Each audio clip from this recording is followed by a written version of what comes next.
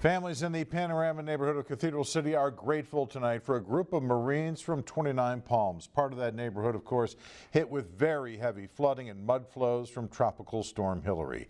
News Channel 3's Marian Bouchot is there live tonight with the latest on cleanup efforts. Marian.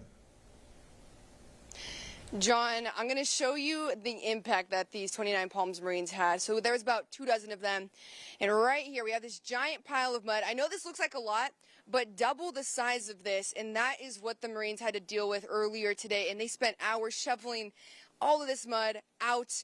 And this was from all over the yard. Like, they did so much progress here, John, and it is a big help because that means that the families here don't have to pay someone else to come and do this really heavy work.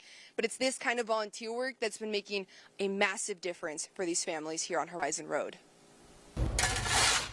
More than 24 Marines answered the call to help after extreme flooding in the Panorama neighborhood in Cathedral City. You know, they all come in and they're busting their butts and getting stuff done, and it makes me proud. Rick Ravanello's home was one of the many that suffered major flooding. As a Marine veteran who served 10 years, Ravanello welcomed the new generation of service members. All right, and they're pulling stuff out of our house, and don't even want to thank you. We're doing this because, you know, you're an American, you're a patriot. That's why they're doing it. The Marines came from the Twentynine Palms base. All of them have about 6 months of training so far. The amount of force that you can bring in just a small team, it's different than a lot of communities have access to. The cleanup effort was organized by one of their instructors, Marine Daniel Ballou.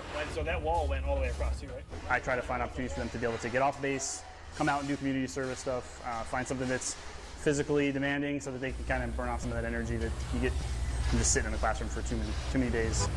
The Marines spent the day shoveling mud out from multiple flooded homes, supporting the recovery efforts as families work to rebuild everything they lost. And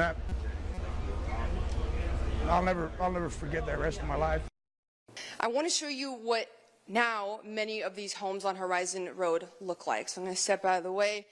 My photographer is going to show you just how extensive this damage is. So yeah, most of the mud is gone, but now look at how gutted these homes are. And now that most of the mud is gone, they have to check for mold. They have to remove more cabinets, more drywall.